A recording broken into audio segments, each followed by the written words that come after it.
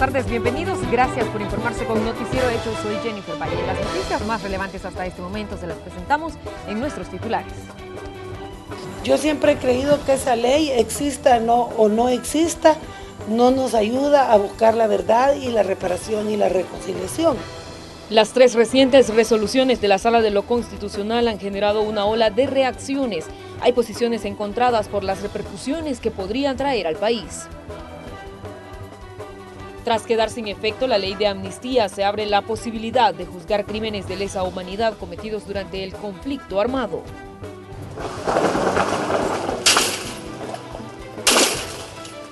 Un fuerte operativo policial en varias colonias de San José Guayabal dejó la captura de varios pandilleros implicados en un cuádruple homicidio. 2 hombres murieron en un accidente de tránsito en el Boulevard del Ejército. El responsable del percance manejaba bajo los efectos del alcohol. Los trabajos en una cárcava en el Boulevard Tutunichapa han obligado a las autoridades a modificar el recorrido de 20 rutas del transporte. En el ámbito internacional le tenemos los detalles de una fuga de reos de alta peligrosidad de un penal de Cancún. Iniciamos con los hechos. Una jornada intensa es la que se ha tenido tras las resoluciones emitidas por la Sala de lo Constitucional. Entendemos que hay reacciones encontradas. Nuestros equipos ya están listos para informarnos al respecto. Raúl Hernández se encuentra en la Asamblea Legislativa y Azucena Sandoval en la Corte Suprema de Justicia. Buenas tardes, compañeros. Inicio contigo, Azucena. Una de las 3 resoluciones que emitió este miércoles la Sala de lo Constitucional fue dejar sin efecto la ley de amnistía. Azucena, infórmanos. Hola, muy buenas tardes, Jennifer. Buenas tardes también para Raúl. Justamente 24 años después de finalizado el conflicto armado en el país, hoy la Corte Suprema de Justicia ha emitido una resolución relacionada con la ley de amnistía, lo que por supuesto ha generado reacciones por parte de diferentes sectores empresariales, políticos, también sectores de la sociedad. Para que conozcamos un poco sobre este tema, Alejandra Canales nos ha preparado el siguiente informe. Escuchemos. La resolución de la Sala de lo Constitucional genera un nuevo punto de debate en El Salvador. La derogación de la ley de amnistía abre heridas que dejó el conflicto armado que vivió el país en la década de los 80 y que provocó la muerte de más de 75,000 personas. En el año 2010, el Comité de Derechos Humanos de Naciones Unidas pidió a El Salvador la derogación de esa ley para impulsar las investigaciones sobre graves violaciones a los derechos humanos cometidos en el conflicto armado, entre los que están el asesinato del arzobispo de San Salvador, Monseñor Óscar Arnulfo Romero, y los padres jesuitas. El texto del organismo internacional hizo alusión además a los 75,000 muertos y a por lo menos 8,000 desapariciones.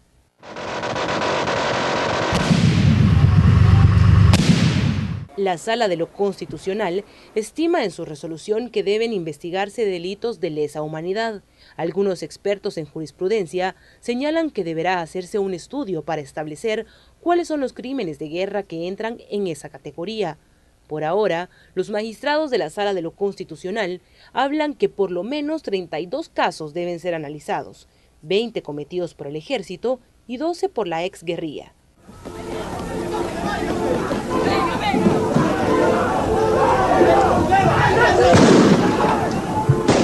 En la resolución, la Sala determina que los artículos del 1 al 4 de la Ley de Amnistía son inconstitucionales porque la extensión objetiva y subjetiva es contraria a la protección de los derechos fundamentales. En la sentencia se señala además que en los acuerdos de paz no se hizo alusión expresa a la amnistía. Por el contrario, en los mismos se pactaron cláusulas tendentes a combatir la impunidad y garantizar la justicia en las graves violaciones a los derechos humanos sucedidas en el conflicto armado. Que la paz se convierta ahora en justicia, en libertad y en democracia.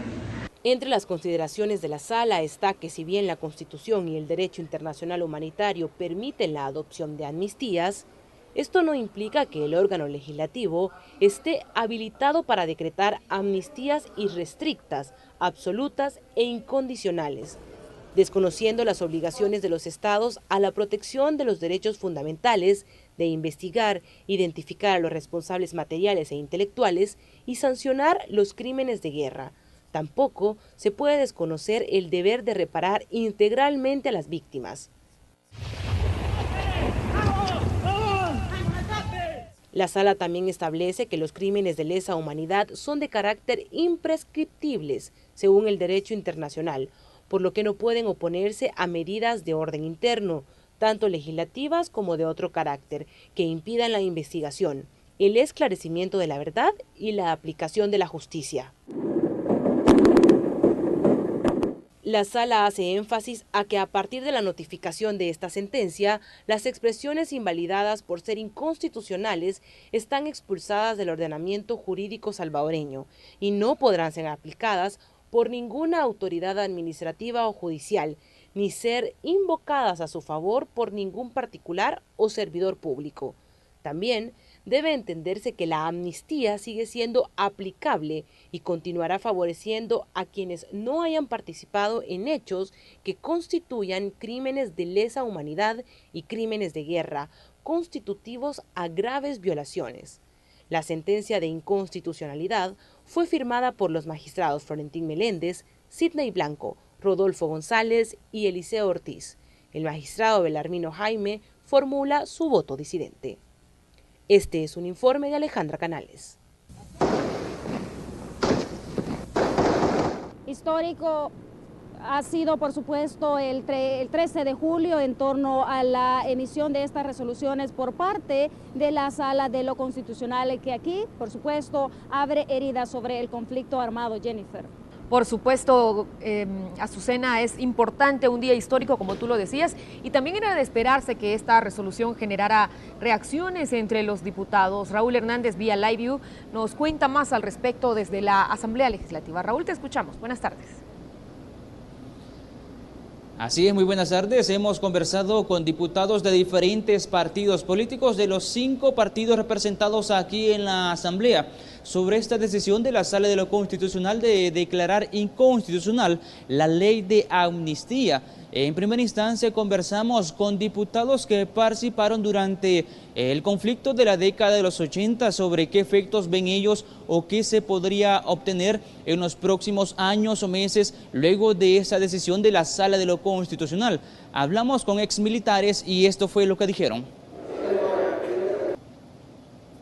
Aquí hay silla para todos, no hay silla para uno, ni son 32, ni 20, ni 12. Aquí son 12 años, 15 años de conflicto, aquí hay destrucción y los alcaldes y el embajador de Sudáfrica y don Roberto Poma y don Ernesto Regalado y el secuestro y las extorsiones, llámense la destrucción de la infraestructura. Bueno, miren, aquí hay para tanto. Lo que significa esto es que estamos retrocediendo a lo que queríamos olvidar y la sala nos está recordando y abriendo nuevamente a que se abran procesos. Me extraña porque lo que se estaba queriendo declarar inconstitucional era la ley de amnistía que a nosotros nos amparaba.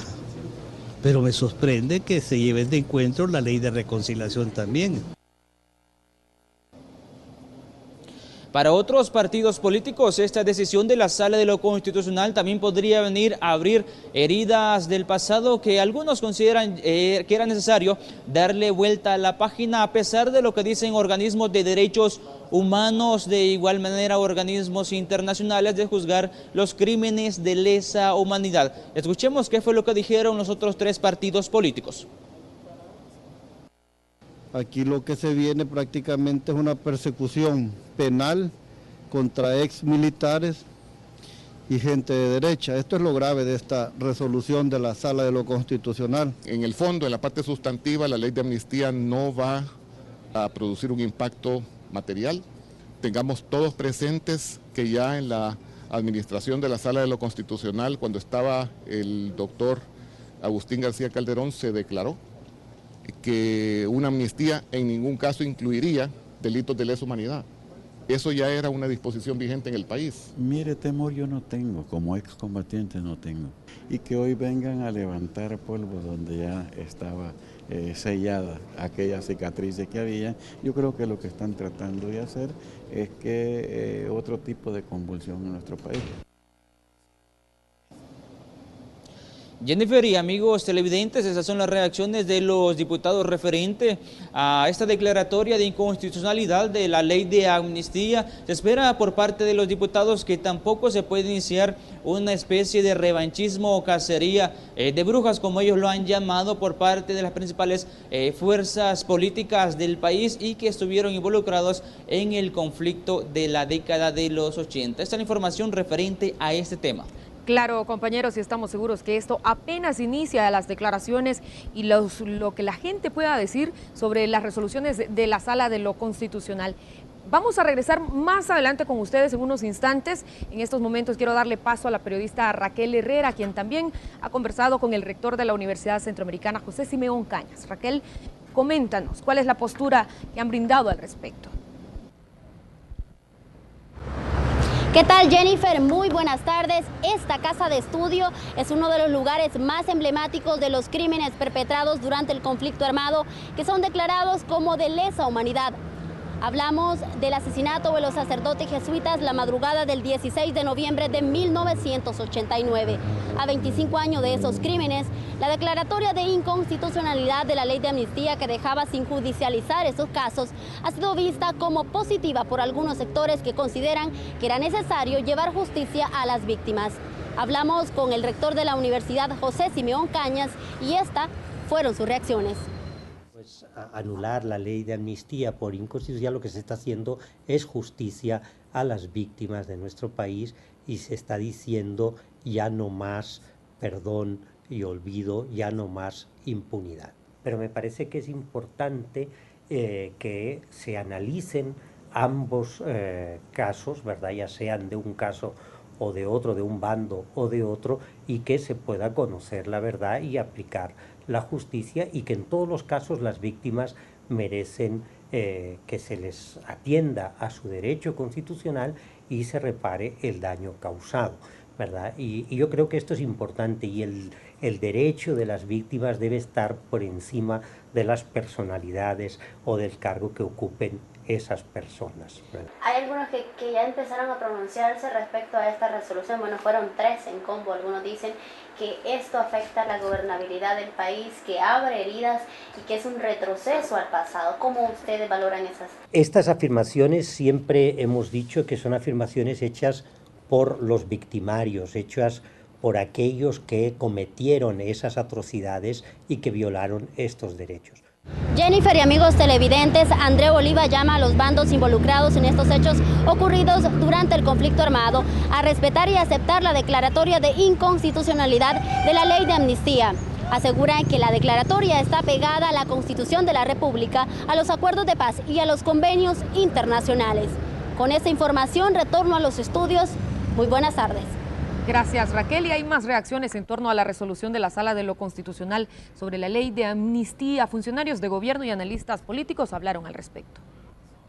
Pudiera ser un error político y venir a ponernos el país de cabeza y interferir en ese proceso de pacificación que ha sido tan importante y ejemplo para la comunidad internacional después de que se firmaron los acuerdos de paz.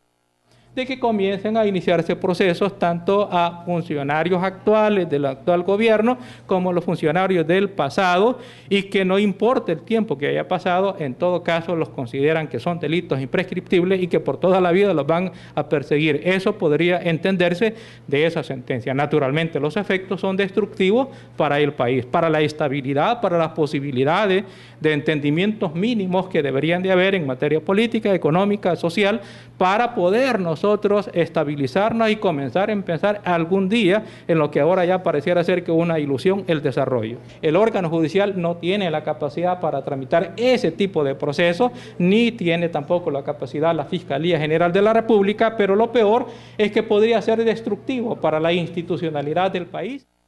La Sala de lo Constitucional está sustituyendo a la Asamblea Legislativa, le dice que no a todas sus sus dictámenes, le está diciendo que no a las resoluciones también del Ejecutivo y prácticamente podría estar hablando, aquí puede haber un gobierno de los jueces y nosotros podemos ser la máxima autoridad. De todas maneras, han habido sectores importantes de poder en el país que los han elevado al Olimpo, a los 4 magníficos, y son intocables, y las resoluciones de la sala son de obligatorio cumplimiento, es lo que han dicho. Entonces, esta resolución, insisto, niega el pasado, niega...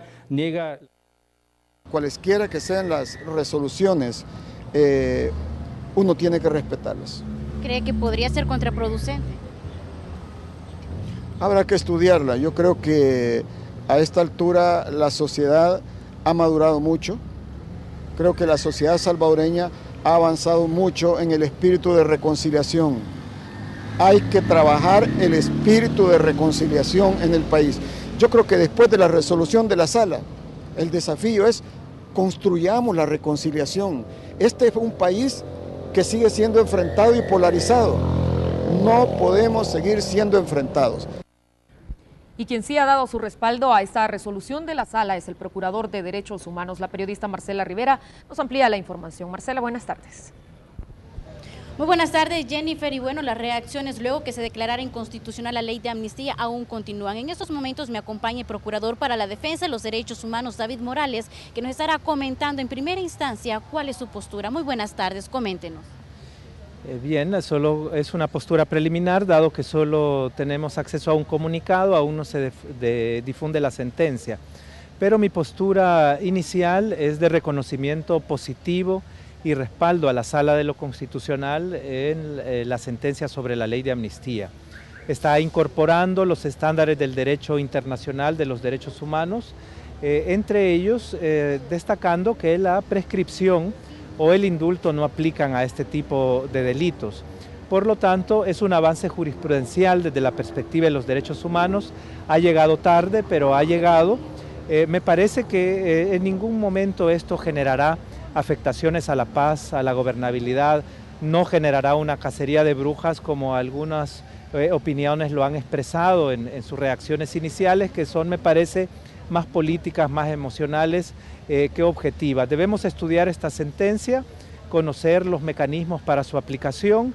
Creo que algunos casos ejemplarizantes podrían avanzar si existiera voluntad desde la Fiscalía General de la República. Esto es lo que podríamos esperar de esta nueva sentencia. Bueno, Procurador, solo si me comenta brevemente cuáles son las implicaciones que traería esto que se ha declarado inconstitucional. La implicación más importante es que refuerza la obligación que tienen las instituciones de justicia de investigar los crímenes de lesa humanidad o crímenes de guerra. Esta es una obligación que está muy clara desde hace muchos años. La propia Sala Constitucional del año 2000 lo había ya así declarado. Hay casos concretos en los que la actual sala y salas anteriores se pronunciaron exigiendo investigación de este tipo de crímenes, y 5 sentencias de la Corte Interamericana de Derechos Humanos. Lamentablemente no han sido acatadas por nuestro sistema de justicia. Esta nueva sentencia tiene alcances mayores a las sentencias anteriores, y yo esperaría que por primera vez la justicia comience a brillar, al menos en algunos casos de los peores atropellos que se experimentaron a los derechos humanos en el conflicto armado. Muchísimas gracias, Procurador, y bueno, compañeros, es parte de la información que se está generando a esta hora de la tarde. Más adelante les estaré ampliando. Muy buenas tardes. Gracias y buenas tardes para ti también. Retomamos nuestra señal con Azucena Sandoval, quien se encuentra en la Corte Suprema de Justicia, para abordar otra resolución que también fue emitida este miércoles por la Sala de lo Constitucional. Hablamos de los 900 millones de dólares en bonos. Azucena, coméntanos qué información nos tienes al respecto. Efectivamente, Jennifer, 15 meses después, la Sala de lo Constitucional ha emitido una resolución en torno a los 900 millones de dólares que en su oportunidad los diputados de la Asamblea Legislativa aprobaron para programas sociales y de seguridad. Para que nos recordemos un poco precisamente sobre este tema, nos ha preparado el siguiente informe nuestra compañera Crisia Recinos. Escuchemos. Después de más de un año de haber admitido la demanda de inconstitucionalidad en contra del decreto legislativo, por medio del que la Asamblea Legislativa autorizó al gobierno a emitir títulos valores por $900 millones, la Sala de lo Constitucional de la Corte Suprema de Justicia los declaró inconstitucionales. Y es que pese a los reiterados señalamientos del Ejecutivo, el máximo órgano de justicia consideró que al momento de ser autorizados los fondos hubo fraude a la Constitución por la votación de diputados suplentes. La polémica resolución se da luego de meses en los que funcionarios de gobierno han reiterado el freno a la ejecución de proyectos sociales. En su resolución, la sala explica que no se justificó el llamamiento de los diputados suplentes y que el decreto fue aprobado por personas que no han sido electas por el pueblo. La demanda fue presentada por el ciudadano René Alfonso Guevara, que indicó que para la aprobación del decreto se violó exigencias constitucionales respecto a procedimientos de llamamiento de diputados suplentes. Recordemos un poco, el 23 de abril del año pasado, la Asamblea Legislativa conoció el dictamen favorable de la Comisión de Hacienda, tras varias intervenciones de diputados, y al no lograr quórum de la aprobación, se ordenó archivar el dictamen. 2 horas después, la diputada Lorena Peña solicitó conocerlo nuevamente y se aprobó con 56 votos pasadas las 11 de la noche. La sala señala que existieron anomalías en la aprobación y que en la primera votación la diputada Sandra Marlene Salgado no votó, siendo sustituida por el diputado suplente José Wilfredo Guevara, que aunque era del partido Gana, era suplente del diputado Guillermo Gallegos. Ante todo esto, la sala considera que la aprobación defraudó la exigencia establecida en la Constitución, donde se explica que debe haber causa justificada para llamar a un suplente. Respecto al fraude constitucional, la sala comprobó que fue necesario un diputado suplente, llamado sin causa justificada, para aprobar el decreto impugnado, siendo un proceso fraudulento. Se manipuló el quórum. En conclusión, el decreto fue aprobado por el voto de personas que carecen de legitimación democrática. Esto llevó a los magistrados a resolver que las personas consideradas diputados suplentes no podrán suplir a un diputado propietario por carácter de legitimación popular, es decir, por no haber recibido un voto directo del electorado. En consecuencia, la actual legislatura solo podrá integrarse y funcionar con diputados propietarios, y para la próxima legislatura, los diputados suplentes deberán surgir del voto directo del cuerpo electoral. Este es un informe de Crisia Recinos. Es un hombre que viene de sufrir, pero con todo. Azucena, gracias por esta cobertura que nos has brindado. Tienes más información al respecto, ¿no es así? Correcto, Jennifer, porque precisamente esta resolución tardía ha provocado lamentaciones por parte de autoridades que tienen que ver con las finanzas del país, entre ellos el ministro de Hacienda, Carlos Cáceres, que lamentaba esta decisión por parte de la Sala de lo Constitucional. Escuchemos las declaraciones que nos ha brindado durante el transcurso de la mañana también y que tienen que ver con la elección de los diputados también suplentes de la Asamblea Legislativa. Pronta y cumplida justicia, aquí no ha habido, la sala no ha tenido eso. Ese es el primer comentario. El segundo comentario es que la sala tuvo la oportunidad de arreglar el tema de los diputados suplentes al mismo tiempo que sentenció lo de los diputados propietarios. El acto de los 900 millones sí lo valida. Yo creo que si ellos hubieran querido ser más justos en eso, debieron haber dicho, mire, todo de aquí para atrás, sin mencionar los 900 millones, pero ahí están incluidos, son válidos, y de aquí en adelante, pues los diputados suplentes no valen.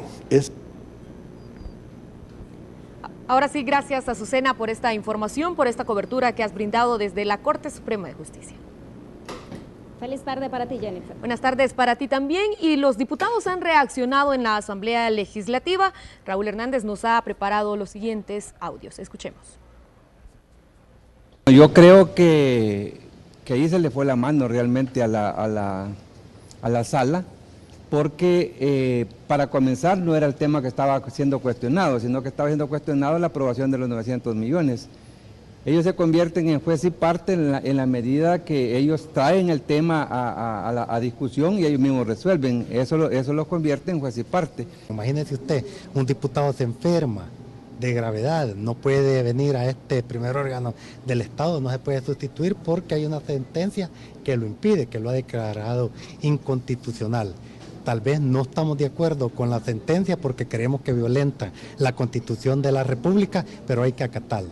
El mismo ordenamiento de la Asamblea, la legislación existente, ya no solo es si hay 84 suplentes, sino que, bueno, y cómo quedan las leyes que regulan la materia, por ejemplo, el reglamento interior de la Asamblea Legislativa, cómo queda la misma Constitución, cómo queda el Código Electoral, la ley de partidos políticos. Entonces, quiere decir que también han derogado todo lo que respecta a suplentes. Y bueno, gracias a Raúl Hernández por la cobertura que ha dado desde la Asamblea Legislativa a este tema. Otra de las resoluciones emitidas fue dejar sin efecto el aumento del 13% a la energía eléctrica, algo a lo que los empresarios reaccionaron aplaudiendo la decisión de la sala. La Asociación Nacional de la Empresa Privada, a través de sus abogados, interpuso una demanda de inconstitucionalidad contra el cargo del 13% a la energía eléctrica que entraría en vigencia este 15 de julio. La Sala de lo Constitucional anunció que admitió esa demanda y congeló la entrada en vigencia de ese cargo. Para los empresarios es un triunfo, ya que desde un principio consideraron el cargo como un impuesto disfrazado.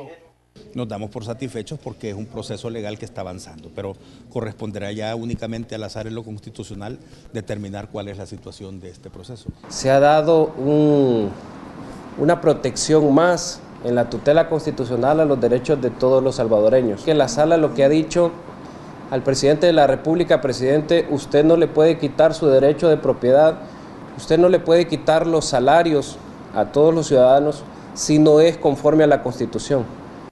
La Sala, en la admisión de la demanda, considera que existen planteamientos que deben ser analizados porque pueden incurrir en violaciones al sistema legal establecido. Por ejemplo, se expresa que es la Asamblea Legislativa la única que puede aprobar impuestos. El cargo del 13% se puso en marcha a través de la reforma a un reglamento vía decreto firmado por el presidente y por el ministro de Economía. Cuando se aprueba un impuesto, eso va al Fondo General de la Nación y eso es aprobado por la Asamblea Legislativa si va a salud, si va a educación, si va a seguridad pública. Eso no sucedió en el caso del cargo, porque el presidente de la República, a través del reglamento, decidió figurar este impuesto como cargo, pero además decidió enviarlo a una institución pública que está lastimosamente cuestionada, una institución pública que además le están negando préstamos internacionales. La suspensión provisional del cargo del 13% a la energía eléctrica es una medida cautelar. La Corte solicitará al gobierno que justifique la decisión, mientras que sectores empresariales estiman que la medida debería ser derogada. Con imágenes de Gerson López, informó Antonio Valladares. Sin duda una amplia cobertura que le hemos brindado al tema de las resoluciones de la Sala de lo Constitucional para que usted esté debidamente informado. Hacemos nuestra primera pausa. Cuando volvamos, le cuento que el cierre del Boulevard Tutunichapa ha obligado a las autoridades a modificar el recorrido de varias rutas del transporte colectivo. Volvemos.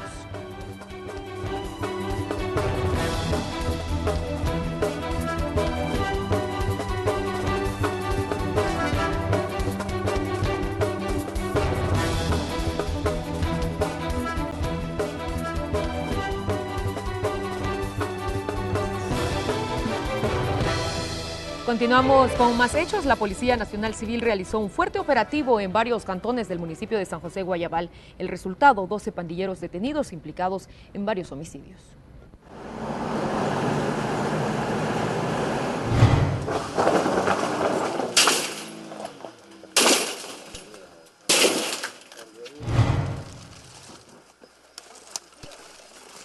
Sin importar el lugar, la distancia y el escondite que escojan los delincuentes, la Policía Nacional Civil sigue en busca de los pandilleros responsables de cualquier delito en contra de la población. Esta vez, el objetivo fue una estructura criminal que operaba en el municipio de San José Guayabal. Objetivo, bueno, eran 12 registros, pero todos son de una misma estructura. Las Ánimas, la Mercedes, el Santa Inés. En total fueron de una misma estructura criminal. Todos son de una misma estructura.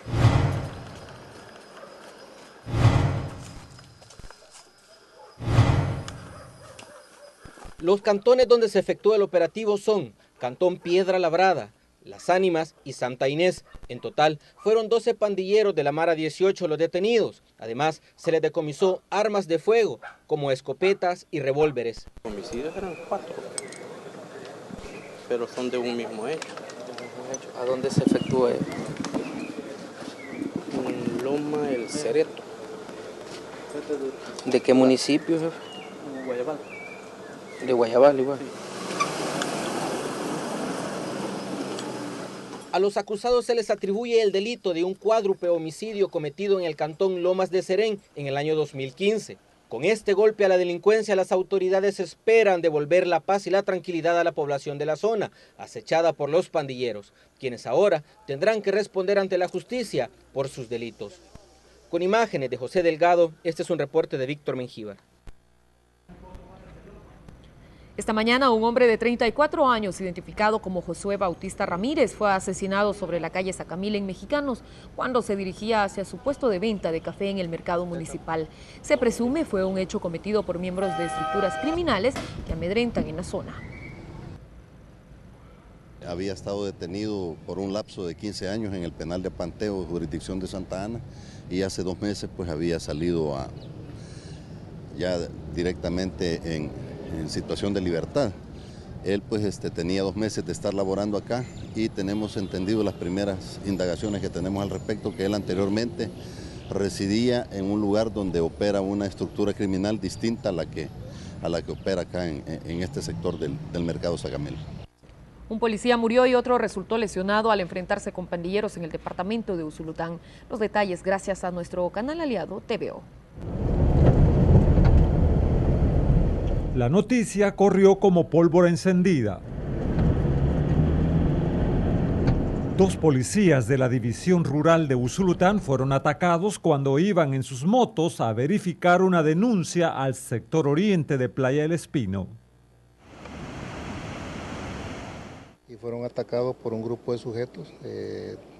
Creemos que es de una estructura terrorista. Ya tenemos alguna información de qué línea es esta estructura, sin embargo todavía estamos obteniendo más información. 2 agentes iban por el flanco sur y uno más por el norte cuando fueron recibidos con disparos de armas largas.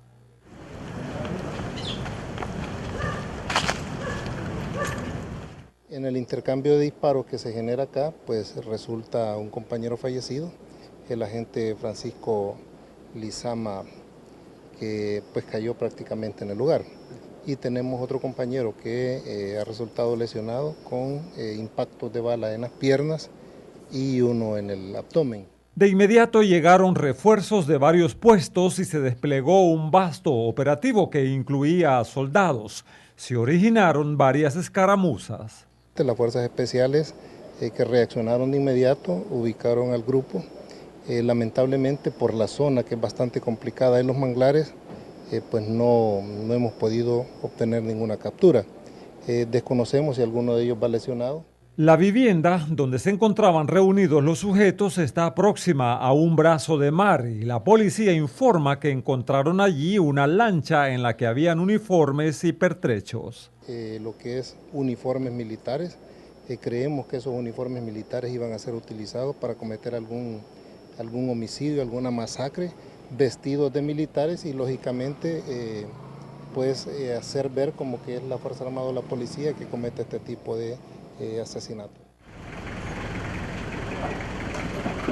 El incidente causó agitación en todos los niveles policiales y se desató una serie de especulaciones en redes sociales y periódicos digitales, los cuales las autoridades desmienten.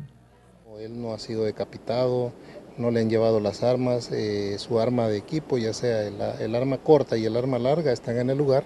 El operativo policial debió correr contra el reloj, pues la marea venía subiendo. En el sitio donde estaban los presuntos delincuentes se encontraron evidencias de M16, de escopeta 12 y AK-47. No se efectuaron capturas debido a la pericia con que los sujetos se desplazan entre los manglares y sacan ventaja en la persecución. Alfredo Medina, Noticiero Hechos. La Fuerza de Tarea Antiextorsiones realizó un fuerte decomiso de equipo policial y logró la captura de 2 pandilleros en la 25 Avenida Norte en San Salvador. Lo incautado incluye 40 arneses con portacargadores de fusil, 40 cinturones tipo policial, 33 fundas para armas tipo piernera, 30 gorros tipo navarón, 39 cinturones para portafusil, 2 armas de fuego, 9 celulares, un radio de telecomunicación y $975 en efectivo. Los detenidos son William Ramírez Morán y William William Rodríguez Menjivar, ambos miembros de pandillas. A 2 meses y medio de impulsar medidas extraordinarias de seguridad, las autoridades brindan datos satisfactorios respecto a los logros. Sin embargo, la población evalúa el trabajo y es el origen de un debate. Julio Guevara nos presenta la primera entrega de un informe donde se aborda el tema.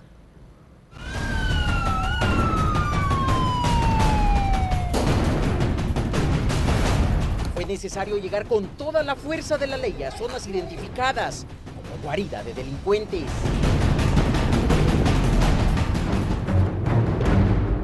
La escalada de violencia parecía ahogar a los salvadoreños. El primer trimestre del año lo dejó claro. 2003, homicidios. Los 10 municipios más violentos del país fueron intervenidos por policías y militares de inmediato. Uno de ellos, Colón en La Libertad, donde las medidas extraordinarias parecen dar resultados positivos. 13 homicidios en enero, 8 en febrero, 4 en marzo, 1 en abril, 2 en mayo y en junio no tuvo ninguno. Junio finalizó con 0 homicidios en Colón. Sí, una zona considerada peligrosa parece por el momento controlada. En cuanto a muertes violentas se refiere, y no es el único municipio sin hechos sangrientos. Mexicanos, Soyapango, Zacatecoluca, donde en el mes de junio no se cometió ni un solo homicidio. ¿Números positivos? Claro que sí.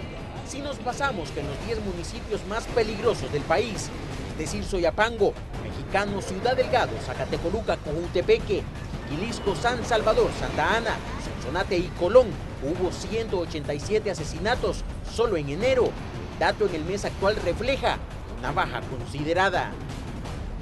A esta fecha del mes de julio, en esos 10 municipios se han cometido únicamente 21 homicidios y en los 81 sectores donde en enero cerramos con 41 se han cometido únicamente 2 homicidios hasta el día de ayer. Estadísticas alentadoras para los encargados de seguridad pública. Sin embargo, en las comunidades el temor por la delincuencia persiste. Se comprueba en municipios con 0 homicidios en junio. En estos lugares, las calles desde hace un mes dejaron de teñirse de sangre, pero los habitantes mantienen en su mente que viven en zonas siempre señaladas como peligrosas. Estamos igual, no hay nada de seguridad, nada. Se siente lo mismo uno, no se mira cambio, nada. La inseguridad se percibe, pues porque realmente no, aunque se ha dado un despliegue, pero la percepción es que todavía hay un gran clima de inseguridad. Usted no sabe ahorita si va a llegar, sale de su casa y no sabe si va a llegar en bolsa, hecho pedacitos o saber en qué, ¿verdad? Declaraciones que contrastan a las brindadas por funcionarios del Gabinete de Seguridad, que hacen pensar. Si bien es cierto, las muertes violentas se están controlando en algunas zonas, aún falta trabajar estrategias para que la población vuelva a sentirse segura. Con imágenes de Alfredo López, Julio Guevara, Noticiero Hechos.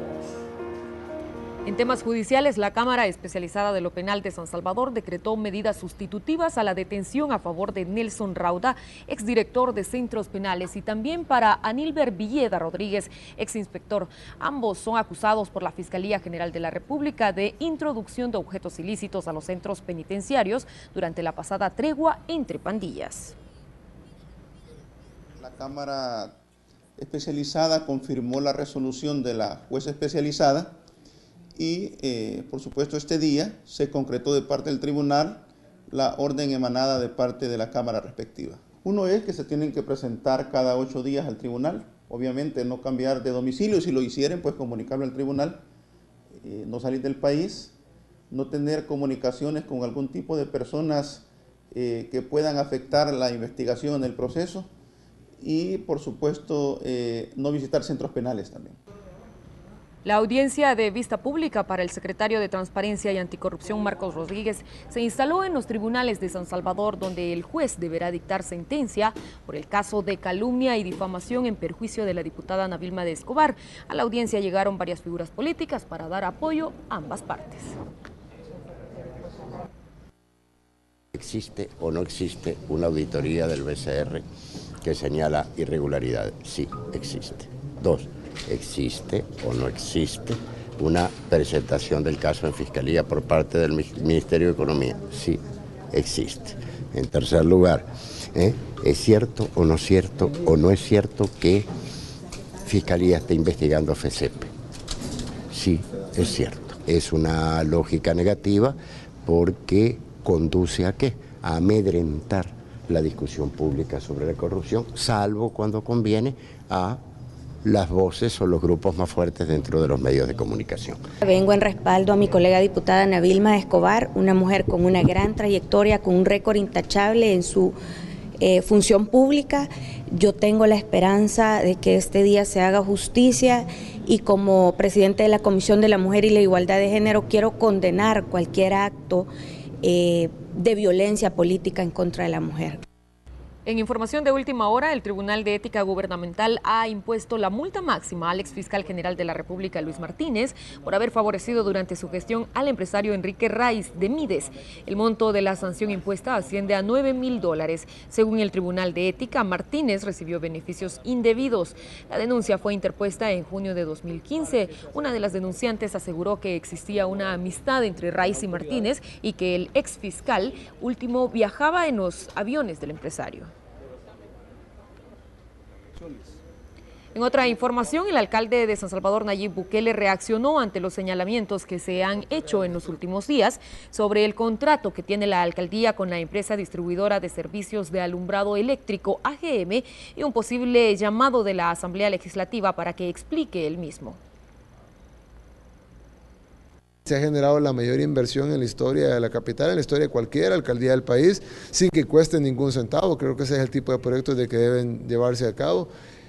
Por ahí escuché que la Asamblea Legislativa me quería citar, pues yo estaría muy contento de llegarles a enseñar cómo se gobierna, en lugar de solo llegar a apretar el botón los jueves, así que yo estaría muy feliz de llegarles a explicar bien cómo funcionan los buenos gobiernos. Cambiando de información, la excesiva velocidad y la conducción bajo los efectos del alcohol volvió a ocasionar tragedias. 2 personas murieron en un accidente de tránsito en el Boulevard del Ejército. En esta posición no estaba, él estaba volcado completamente y fueron los vecinos quienes auxiliaron a las 2 personas que quedaban en la cabina. El exceso de velocidad vuelve a ser el protagonista de un fuerte accidente de tránsito. Esta vez, el accidente ocurrió sobre el kilómetro 7,5 del Boulevard del Ejército Nacional, donde lamentablemente 2 hombres perdieron la vida y uno más resultó gravemente herido. Quitarle las cinchas de los tobillos.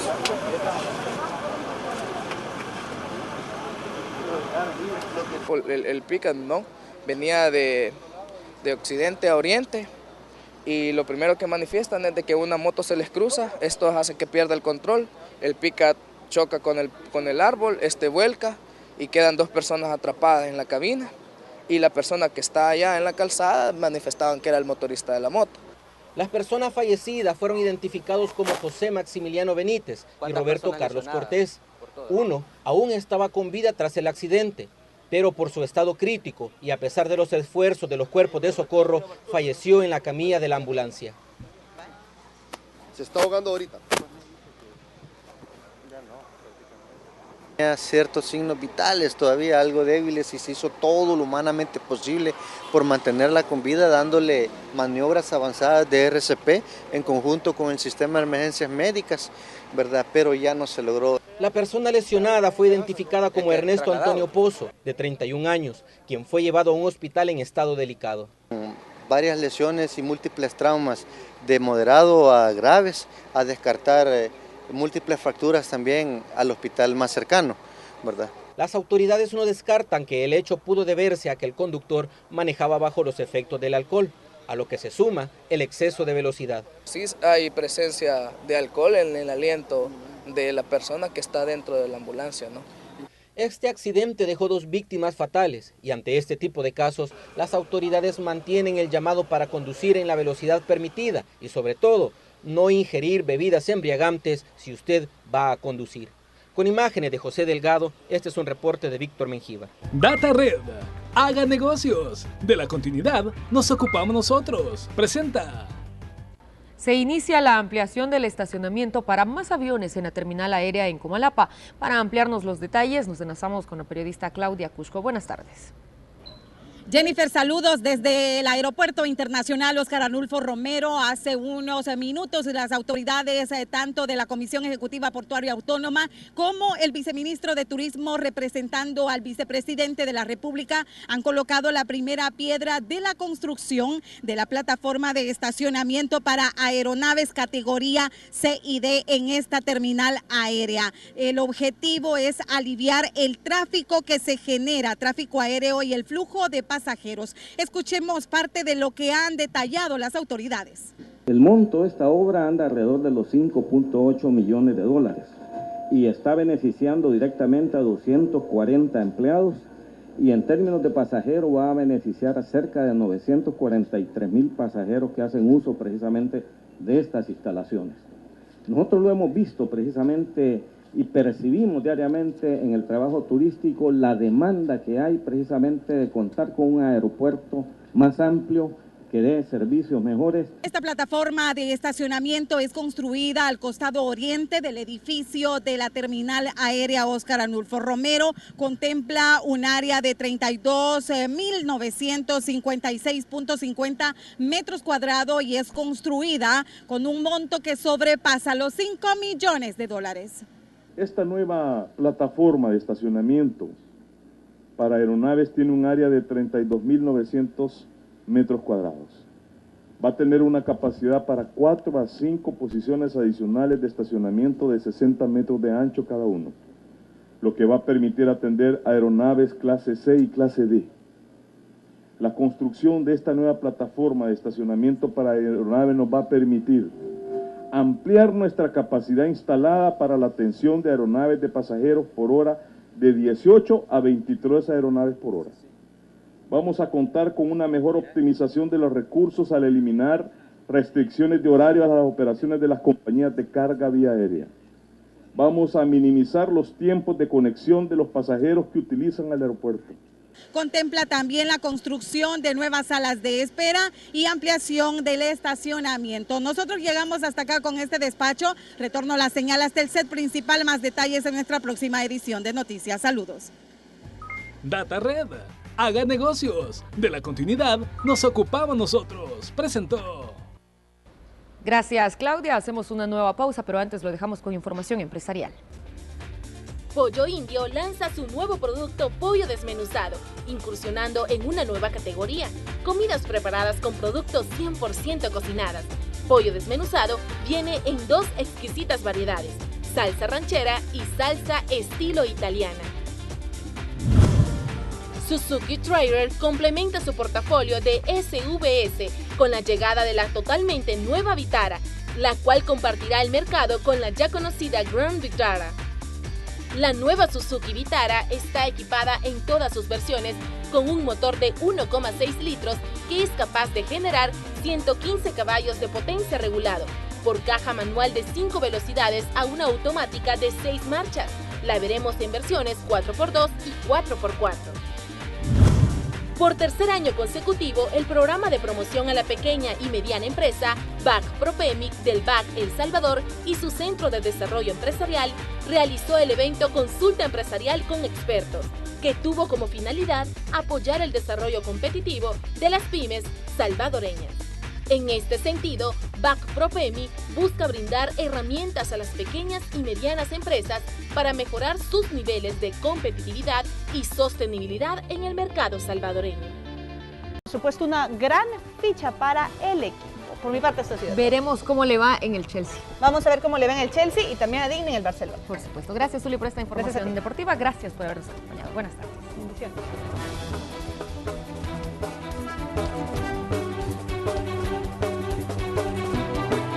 Ficha para el equipo. Por mi parte, esto ha sido. Veremos cómo le va en el Chelsea. Vamos a ver cómo le va en el Chelsea y también a Digna en el Barcelona. Por supuesto. Gracias, Zuli, por esta información deportiva. Gracias por habernos acompañado. Buenas tardes. Bendiciones.